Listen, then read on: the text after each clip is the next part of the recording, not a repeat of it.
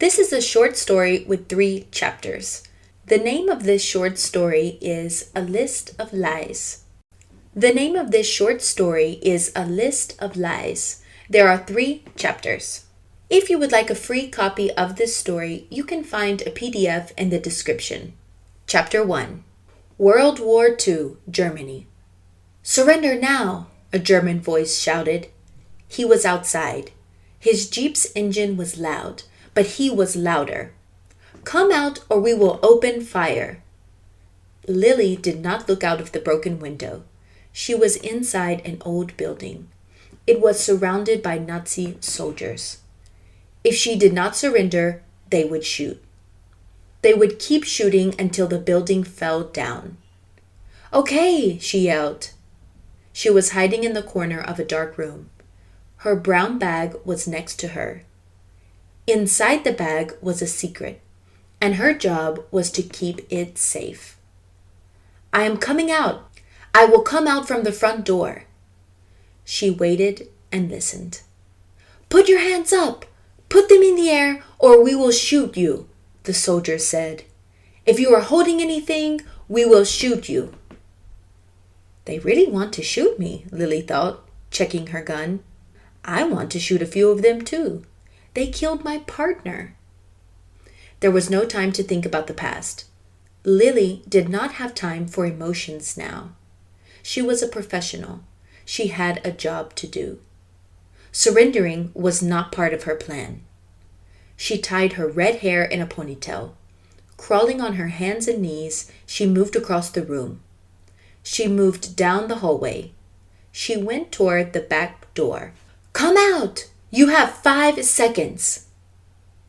"If I come out, you will kill me," she thought. Suddenly, she turned left, away from the back door. There was a small wooden door in front of her. It went to a basement.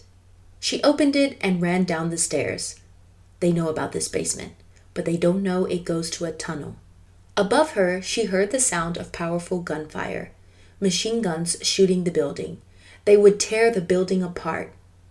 Lily knew the soldiers were told not to kill her, but they were trying to kill her. They knew she was dangerous. "Someone told them who I am. I had a secret identity, but that is gone now. Now, every Nazi in Germany wants me dead, except the ones in charge. The bosses want me alive. They want to ask me questions." The basement smelled bad. It was not very bright. It only had 1 light bulb. In front of her was an old carpet. The carpet hung from the ceiling. Lily pulled it down. Behind the carpet was a large hole. The tunnel! She was going to escape through the tunnel. But what was on the other side? She did not know. Perhaps someone was waiting for her? The gunfire stopped. The sound of the jeep engine also stopped. The leader of the soldiers was shouting. He was speaking German. Lily knew German and she understood what he was saying. "Go inside. Don't come out until you find her. Look in the basement too." "I have to go," Lily decided. She took out the light bulb. The basement and the tunnel were completely black. She didn't care. Lily Z. Bernhardt was America's greatest female spy. She had finished 38 missions. She always succeeded in her missions. And she was not afraid of the dark. 3 hours later, Lily sat in a cafe in Berlin. She was smoking a cigarette. She watched a thin waiter walk by her. He was ignoring her. Why was he ignoring her? She had red hair and her face looked like a foreigner's face. Maybe he did not like foreigners. "Excuse me," she said in German. "Do you see me?" On most days, Lily did not bring attention to herself. She was a professional spy. Lily did not walk around in fancy clothes. She did not drive fast cars. She was very healthy, but she did not look like a model. Sometimes people asked her name. She never said Bernhardt, Lily Bernhardt. The government had given her a dozen fake names. There was no reason to use her real name. Normally, she acted shy, but she wanted service. She was thirsty and needed a drink. "Excuse me," she repeated. "Yes, can I help you?" the waiter asked. There were not many customers. The cafe was not busy. "Bring me a coffee and an apple pastry." He turned and went behind the counter. He poured the coffee. He put the pastry on a plate. Then she watched him walk to the kitchen. Why is he going to the kitchen?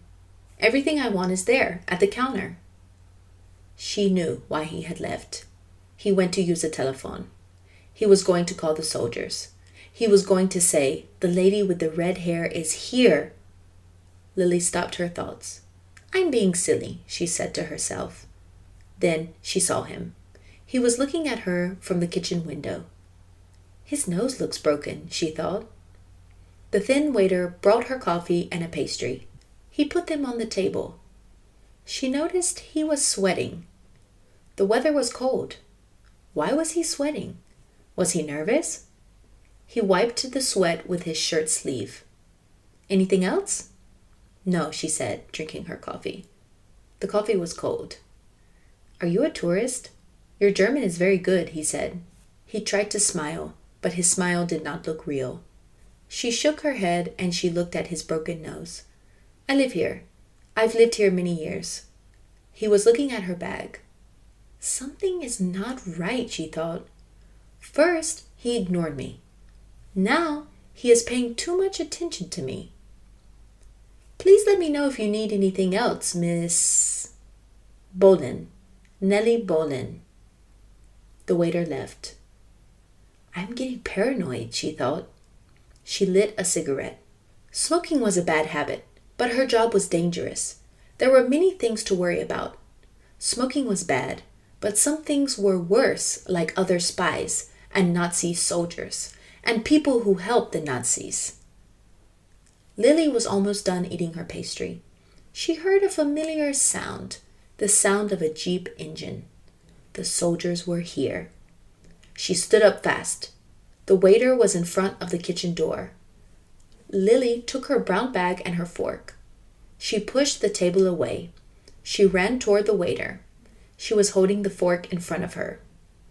The thin waiter jumped out of her way. Lily ran through the kitchen. She escaped from the back door of the cafe. She ran into the night, but she knew the soldiers would follow her. That's the end of chapter 1. If you would like to know what happens in chapter 2, please listen to the next episode. See you soon. Bye.